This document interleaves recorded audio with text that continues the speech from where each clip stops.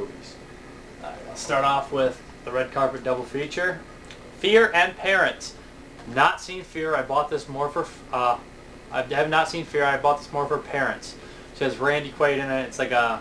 I think it takes place in the 50s style, and this kid, his parent, are really creepy and make these terrible food dishes, and he thinks they're people or whatever. It's alright.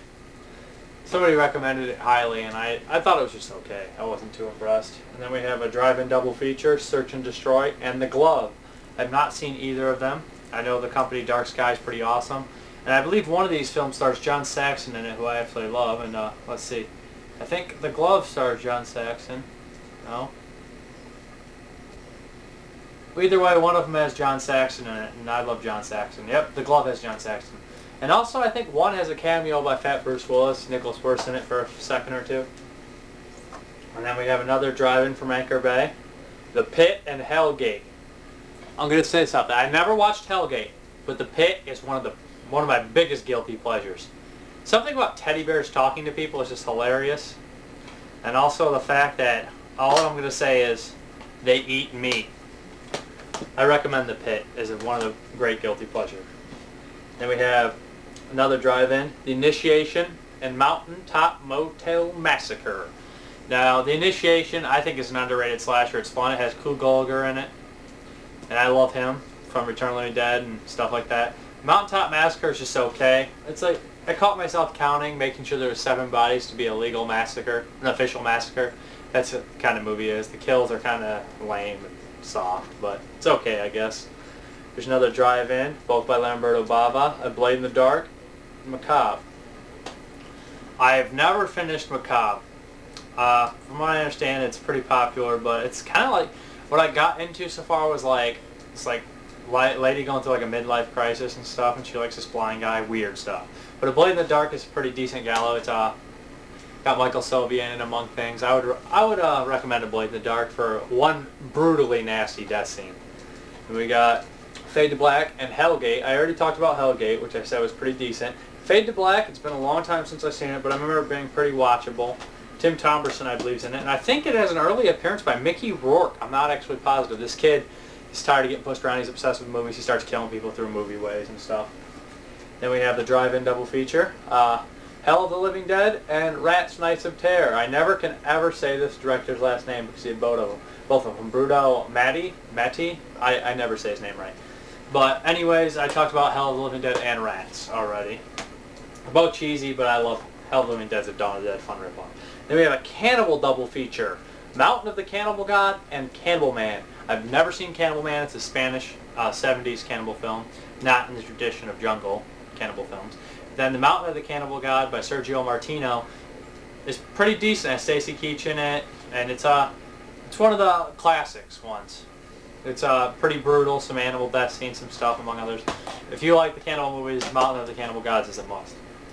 Then we have another drive-in, a black exploitation drive-in. I've never seen either of them. One Down, Two to Go, and Brotherhood of Death. I hear Brotherhood of Death has a pretty cool violent ending.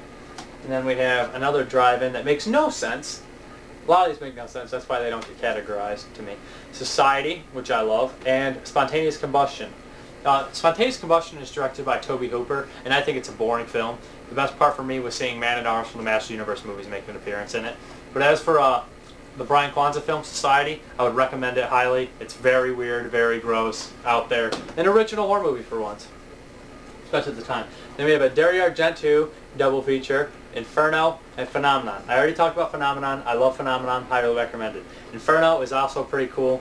It's a film that, it's one of the Three Mothers trilogy in there. The third one was Three Mothers versus Suspiria. Inferno is in the middle. Inferno has some pretty cool things, some cool imagery with the underwater scene, and also with this crazy guy who really hates cats.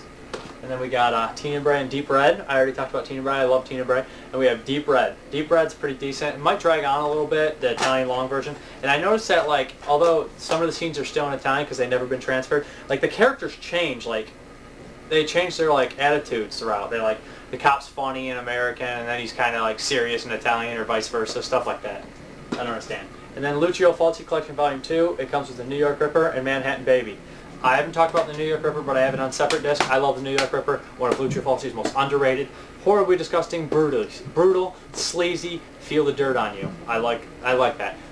And Manhattan Baby. I must say Manhattan Baby has about 2 redeeming qualities in it. I was so upset with this because I like Lucio Fulci.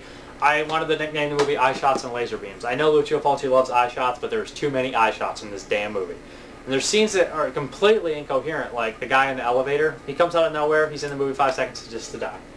Then we have the Shriek pack it comes with, Flesh for the Beast, and Dead Riot. They try to make this like a Grindhouse double feature. I've never seen Flesh for the Beast, it's also in another pack I have. But Dead Riot, it's pretty cool because it's a prison, zombie, chick flick.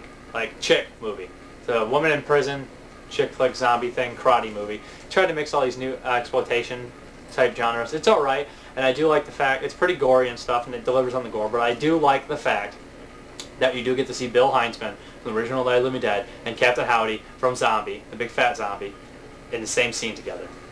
So I'd recommend it just to see that. And then we have an MGM double feature, Curse 1 and Curse 2. Curse 1 is kind of like this infected, they're on a farm, and this like meteor lands, and it's infected with weird shit. I'd say the Curse 1's alright. The VHS case always looked awesome. It kind of like gives me the vibe, like it kind